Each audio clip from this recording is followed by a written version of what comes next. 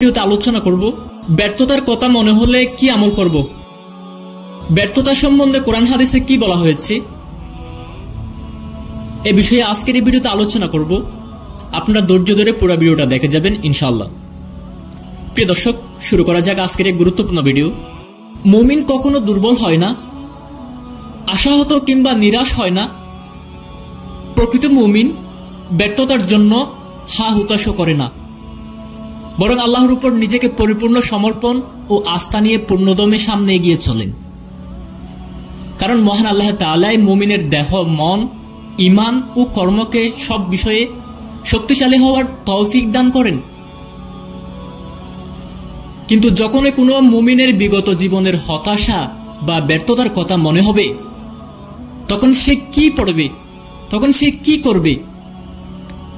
ব্যর্থতার কথা মনে হলে মুমিন এই দোয়াটি পড়তে পারেন। দোয়াটি খুবই কার্যকারী। দোয়াটি হলো কাদ্দারুল্লাহি ওয়া মা শাআ ফালা। এই দোয়াটি পড়তে পারেন।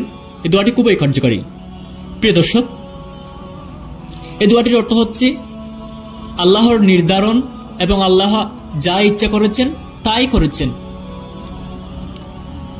প্রিয় দর্শক, ব্যর্থতা নিয়ে হাদিসের নির্দেশনা হচ্ছে, হযরতে আবু হুরায়রা রাদিয়াল্লাহু তাআলা আনহু বলেন, রাসূলুল্লাহ সাল্লাল্লাহু আলাইহি ওয়াসাল্লাম বলেছেন, শক্তিশালী মুমিন আল্লাহর কাছে দুর্বল মুমিনের চেয়ে বেশি প্রিয় এবং বেশি ভালো।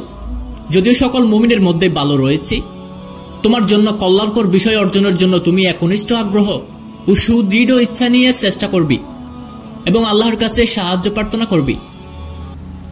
কখনোই দুর্বল হবে না বা হতাশ হবে না। যদি তুমি কোনো সমস্যায় নিপতিত হও, তুমি ব্যর্থ হও বা তোমার প্রচেষ্টার আশানুরূপ ফল না পাও, তাহলে কখনোই বলবে না যে যদি আমি ওই কাজটা করতে পারতাম, যদি আমি অমুক তমুক কাজটা করতে পারতাম। বরং বলবে আল্লাহর নির্ধারণ এবং আল্লাহ যা ইচ্ছে করেছেন তাই করেছেন। এই দোয়াটি পড়বেন, কাদ্দারুল্লাহি ওয়া মা শাআ ফালা। এই দোয়াটি পড়বেন। কারণ অতীতের আফসোসমূলক যদি করতাম, এই ধরনের বাক্যগুলি শয়তানের কর্মের পথ খুলে দেয়। সহিহ মুসলিমের হাদিস। আল্লাহ তাআলা মুসলিম উম্মাহর সবাইকে ব্যর্থ কিংবা হতাশার কথা মনে হলেই এই আমলটি করার তৌফিক দান করুন, আমিন।